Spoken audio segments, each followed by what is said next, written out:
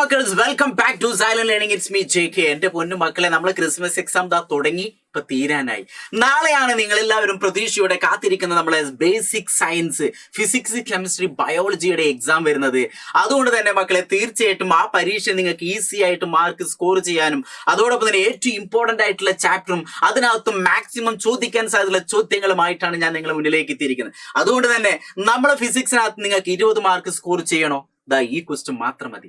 ഏതായിരിക്കും ആ ക്വസ്റ്റ്യൻ എന്നല്ലേ, അതൊക്കെ ഞാൻ നിങ്ങൾക്ക് പറഞ്ഞുതരും. നോക്കിക്കോളൂ മക്കളെ. അപ്പൊ ഇതിനകത്ത് ശ്രദ്ധിക്കേണ്ട കാര്യം എന്താണ്? നമുക്ക് ഏറ്റവും ഇമ്പോർട്ടന്റ് ആയിട്ടുള്ള 2 ചാപ്റ്റർ എന്ന് പറഞ്ഞാൽ ഒന്ന് ഫോഴ്സും മറ്റൊന്ന് reflection of light in spherical mirror, പ്രകാശ പ്രതിപതനം ഗോളീയ ദർപ്പണങ്ങളിൽ എന്ന ചാപ്റ്റർ വരുന്നുണ്ട്. പിന്നെ ഒരു മാഗ്നറ്റിസം. ഈ 3 ചാപ്റ്ററിൽ നിന്നാണ് നമുക്ക് 20 മാർക്ക് സ്കോർ ചെയ്യുക. അപ്പൊ അതിനകത്ത് മാക്സിമം ചോദ്യങ്ങൾ വരാൻ സാധ്യതയുള്ള ചോദ്യങ്ങളൊക്കെ നമ്മൾ എന്ത് ചെയ്യുന്നു, ഇപ്പൊ ഡിസ്കസ് ചെയ്യും. അതുകൊണ്ട് തന്നെ മാക്സിമം എല്ലാവരും ഇങ്ങോട്ട് തന്നെ ശ്രദ്ധിക്കുക. ഞാൻ നിങ്ങളെല്ലാവരും ആവാഹിച്ചെടുക്കുകയാണ്. അപ്പൊ മക്കൾ ഗൈസ് ഇവിടെ നോക്കിക്കോളൂ. അപ്പൊ ഫോഴ്സ് ഈ ഒരു ചാപ്റ്ററിൽ നിങ്ങൾ ഏതൊക്കെ കാര്യങ്ങളാണ് ഇമ്പോർട്ടന്റ് ആയിട്ട് ഊന്നി പഠിക്കേണ്ടത് ഞാൻ പറഞ്ഞുതരാം. ഒന്ന് ഡിഫറെന്റ് ടൈപ്പ് ഓഫ് ഫോഴ്സ്. അപ്പൊ ഡിഫറെന്റ് ടൈപ്പ് ഓഫ് ഫോഴ്സ് എന്ന് പറയുമ്പോൾ നിങ്ങൾ മനസ്സിലേക്ക് ഓടിയെത്തേണ്ട ഏതൊക്കെയാണ്? ഒന്ന് കോണ്ടാക്ട് ഫോഴ്സ് അല്ലെ, കോണ്ടാക്ട് ഫോഴ്സും മറ്റൊന്ന് നോൺ കോണ്ടാക്ട് ഫോഴ്സും ആണ് അല്ലെ. അതായത് സമ്പർക്ക ബലവും സമ്പർക്കരഹിത ബലവും. ഈ 2 ബലങ്ങളിൽ നിന്ന് വരുന്ന ഒരുപാട് എക്സാമ്പിളുകൾ ഉണ്ട്. ആ എക്സാമ്പിളുകളൊക്കെ തന്നിട്ട് നിങ്ങളോട് ക്ലാസിഫൈ ചെയ്യാൻ പറയും, അല്ലെങ്കിൽ അതിനെ തരംതിരിക്കാനുള്ള രൂപത്തിലേക്ക് വരും. അപ്പൊ അതൊക്കെ നമ്മൾ എന്ത് ചെയ്യും, ക്വസ്റ്റ്യൻ ചെയ്യും. അടുത്ത different type of friction force. Different type of friction force ഇതും നമുക്ക് 2 ടൈപ്പ് ആണ്. ഒന്ന് എന്ന് പറഞ്ഞാൽ റോളിംഗ് ഫ്രിക്ഷൻ ആയിരുന്നു, മറ്റൊന്ന് എന്താണ്, സ്ലൈഡിംഗ് ഫ്രിക്ഷൻ. അതായത് ഉരുളൽ ഘർഷണവും നിരങ്ങൽ ഘർഷണം. ഇവിടെ ഏത് ഘർഷണമാണ് കൂടുതൽ നിങ്ങൾക്ക് വരാൻ പറ്റും? അത് തമ്മിലുള്ള ബന്ധം എന്തൊക്കെ വരാൻ പറ്റും? അതൊക്കെ ബേസ്. ഘർഷണം കുറയ്ക്കാനുള്ള, ഫ്രിക്ഷൻ ഫോഴ്സ് കുറയ്ക്കാനുള്ള മെത്തേഡുകൾ എന്തൊക്കെയാണ് അറിയും. ഷേപ്പിൽ മാറ്റം വരുത്തിയാൽ എന്താണെന്ന് അറിയും. അതുമായി ബേസ് ചെയ്ത് എല്ലാ ചോദ്യങ്ങളും നമ്മൾ പറയും. ലാസ്റ്റ് ഇയർ ചാപ്റ്ററിന്റെ ഭാഗത്ത് വരുന്നത് പ്രഷർ എന്ന ഭാഗമാണ്. പ്രഷർ എന്ന് പറഞ്ഞാൽ നമുക്ക് 2 പ്രഷറാണ്. ഒന്ന് ലിക്വിഡ് പ്രഷറും മറ്റൊന്ന് പറഞ്ഞാൽ അറ്റ്മോസ്ഫിയറിക് പ്രഷർ, അന്തരീക്ഷ മർദ്ദവും. അപ്പൊ ഇതിനെ ബേസ് ചെയ്ത് ഏതൊക്കെ ചോദ്യങ്ങൾ ചോദിക്കാൻ സാധ്യതയുണ്ട് ആ ചോദ്യങ്ങളൊക്കെ നമ്മളിപ്പോ എന്ത് ചെയ്യും, ഡിസ്കസ് ചെയ്യും. അപ്പൊ ഈ ചോദ്യങ്ങൾ മാത്രം മതി നിങ്ങൾക്ക് 20 മാർക്ക് നേടാൻ. എല്ലാവർക്കും 20 മാർക്ക് നേടാൻ ആഗ്രഹമുണ്ടോ? ഉണ്ടെങ്കിൽ വന്നോളേ. ഇന്ന് വൈകുന്നേരം രാത്രി 7 മണിക്ക് നമ്മൾ ബേസിക് സയൻസിന്റെ വലിയൊരു മെഗാ മാരത്തോൺ ഉണ്ടായിരിക്കും. അതിലെല്ലാവരും ജോയിൻ ചെയ്യുക. നിങ്ങൾ ജോയിൻ ചെയ്യുന്നതോടൊപ്പം നിങ്ങളെ ഫ്രണ്ട്സുമായിട്ട് വരിക. നമ്മൾ ഫുൾ സെറ്റ് ആക്കും. ഓക്കെ, അങ്ങനെയെങ്കിൽ അതോടൊപ്പം reflection of light in spherical mirror എന്നുള്ള ചാപ്റ്ററിനകത്ത് നിങ്ങൾ മിനിമം പഠിക്കേണ്ട കാര്യങ്ങൾ ഒന്ന് സ്പെറിക്കൽ മിറേഴ്സ്. അതായത് നമുക്ക് ഗോളീയ ദർപ്പണം എന്ന് പറഞ്ഞാൽ അത് 2 ടൈപ്പാണ്. ഏതൊക്കെയാണ്? ഒന്ന് കോൺവെക്സും വരുന്നുണ്ട്, മറ്റൊന്ന് ഏതാണ്, കോൺകേവ് അല്ലെ. കോൺകേവ് ദർപ്പണം, കോൺവെക്സ് ദർപ്പണം വരുന്നുണ്ട്. പിന്നെ അടുത്ത് നമ്മൾ അതിന് പഠിക്കേണ്ടത് ഫോക്കസ് ആൻഡ് ഫോക്കൽ ലെങ്ത്. ഇവിടെ നമുക്ക് ഫോക്കസ് എന്ന് പറയുമ്പോൾ ആ F = R/2 അല്ലെങ്കിൽ R = 2F, ഇങ്ങനെ 2 ഇക്വേഷൻ വെച്ച് പ്രോബ്ലം ചെയ്യണം. അതോടൊപ്പം തന്നെ ഒരു മിറർ കിട്ടിക്കഴിഞ്ഞാൽ പോൾ ഏതാണ്, പ്രിൻസിപ്പൽ ആക്സിസ് എന്താണ്, മുഖ്യ അക്ഷം എന്താണ്, വക്രതാ കേന്ദ്രം C എന്താണ്, ഇനി അതോടൊപ്പം തന്നെ സിയിൽ നിന്ന് പിയിലേക്കുള്ള ഡിസ്റ്റൻസ് നമ്മൾ എന്ത് പേര് പറയുന്നു, അങ്ങനെയുള്ള കാര്യങ്ങളൊക്കെ പഠിക്കും. പിന്നെ ഇതിനകത്ത് ലാസ്റ്റ് ഫോക്കൽ പ്ലെയിൻ. ഇത്രയും കാര്യങ്ങൾ ബേസ് ചെയ്തിട്ടുള്ള ചോദ്യങ്ങളാണ് 2020, 2021, 2022, 2023 ഇതിനെ ബേസ് ചെയ്തിട്ടുള്ള എല്ലാ ചോദ്യങ്ങളും ഞങ്ങൾ സെറ്റ് ആക്കിയിട്ടുണ്ട്. ആ സെറ്റുമേൽ സെറ്റായിട്ട് നമ്മൾ എന്ത് ചെയ്യും, വൈകുന്നേരം ലൈവ് ക്ലാസ്സിൽ എന്ത് ചെയ്യും, ആ ചോദ്യങ്ങളൊക്കെ നമ്മൾ ഡിസ്കസ് ചെയ്യും. ഒരു എക്സാമ്പിൾ ഞാൻ ജസ്റ്റ് ഒരു ക്വസ്റ്റ്യൻ കാണിച്ചു. പരീക്ഷയ്ക്ക് എപ്പോഴും ഈ ഒരു ടൈപ്പ് ക്വസ്റ്റ്യൻ വരും. അതായത് ലിക്വിഡ് പ്രഷർ എന്ന് പറഞ്ഞാൽ HDG.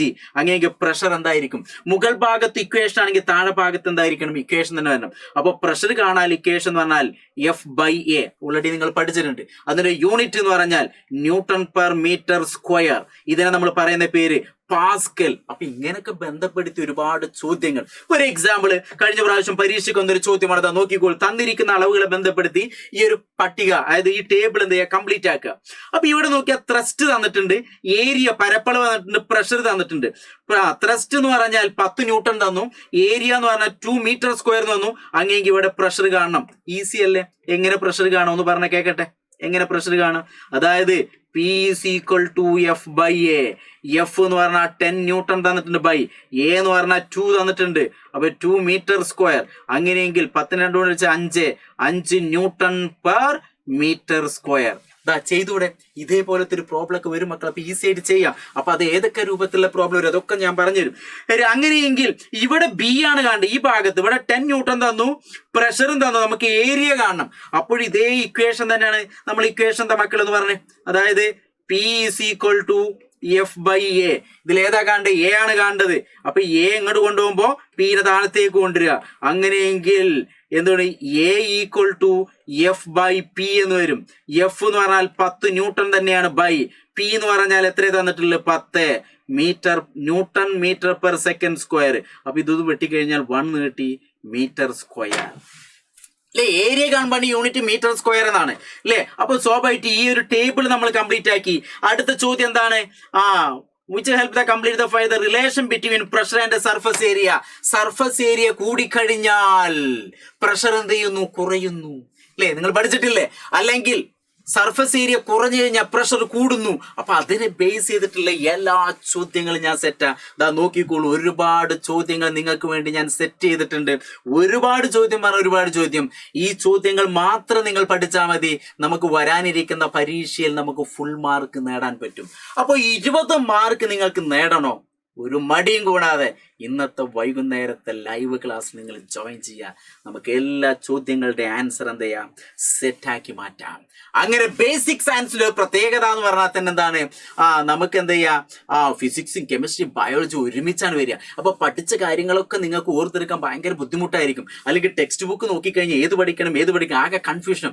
അതൊക്കെ മാറ്റാൻ വേണ്ടി വൈകുന്നേരം ഞങ്ങൾ എല്ലാവരും വരുന്നുണ്ട്. നിങ്ങൾ ആ ലൈവിലൊന്ന് ജോയിൻ ചെയ്ത് തന്നാൽ മാത്രം മതി, മാർക്ക് ഞങ്ങളുടെ സെറ്റാക്കി തരും. ഓക്കെ, അപ്പൊ എല്ലാവരും എന്ത് ചെയ്യാ?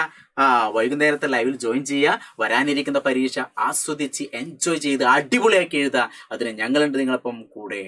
Okay, by.